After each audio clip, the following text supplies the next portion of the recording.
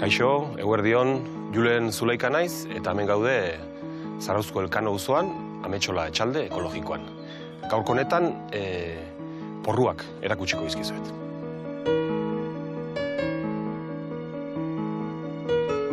Porruen historiai errepatuz gero, esan daiteke oso aspalditik gure gizartean edo errotua dagoen barazki badela.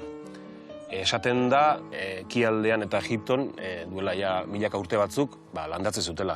Besteak beste, piramidetako geoglifikoetan agertu omen dira bango esklabuek jate zutela porrua. Porruei dagokionean esan Liliacea familiakoa direla, hau da, baratxurila, tipulina eta tipulan familiakoak, eta osasungarria direla, esan besterik ez dago, ez? Neguko barazki gehiena bezala, digestiorako oso ona dira, mineral asko dituzte, eta oso osasungarriak dituzten propiedadeak, bai vitamina aldetik, A, B eta C vitaminak adibidez oso aberatsak dira bertan. Eta kaltzio, potasio eta fosforo asko dute.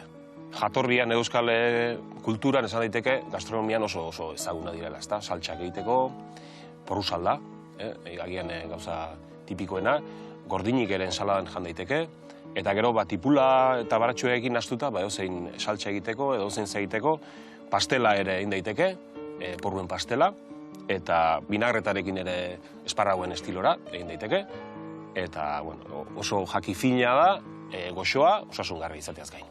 Porru honi daukionean esan, kasuntan amilubi proiektutik datorrela porrua, bertan egin zen apirila bukaeran ere egin ziren porru hauek, bi auzolanen bitartez belar txarrak kendu zituzten, eta abuztu hasieran edo bildu ziren porru horiek. Eta porru horiek dira hemen aldatu ditugunak. Beraz, jatorritik bakigu porru hauek nondi datozen. Nik uste denok nahiko jabetu garela aurtengo udara berezi izan dela, ezta? Berezia eguzki gutxi izan delako gurean. Eta horrek eragin du usta ona ez izatea eguzkizaleak diren barazkientzat. Kasu honetan, porruak, azakiak eta abarri daukionean nik uste usta ona izango dugula. Eta ikusten den bezala, porrua nahiko sano dago, normalean eraso handiak jasate ditu porruak azkenengo urtetan, porruaren eulia, porruaren sitxa, egia da, eguraldiak ere lagundu digula, haiek ere hainbestez gerturatzen. Eta momentuz behintzat, nahiko sano daukagu porrua. Porruak normalean bi garai izaten ditu, ezta? Neguko porrua, udaran landatzen dena, udara amaiera normalean, uztaila, abuztuan, eta udaberrian loretan hasi arte, apirila martxora arte, irauten duen barazki bada. Eta beste landaketa izaten da, udako porrua udaberrian landatzen dena, eta normalen uda hasieran, udaberri bukaeran jaten duguna. Ura finagoa izaten da, eta zaporez nik uste honek indar gehiago daukala.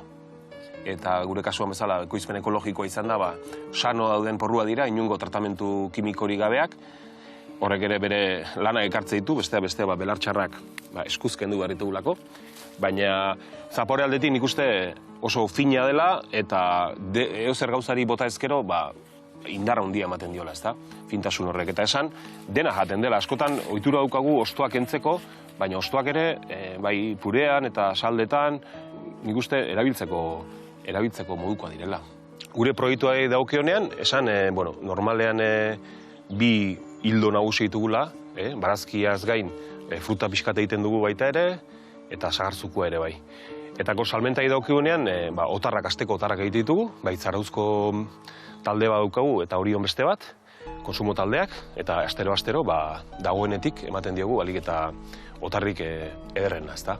Eta bestetik, merkatu plazan egoten gara Zarautzen, aste hartetan eta larun batetan.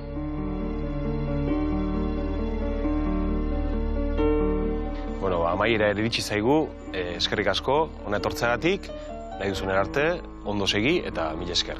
Altxa porro.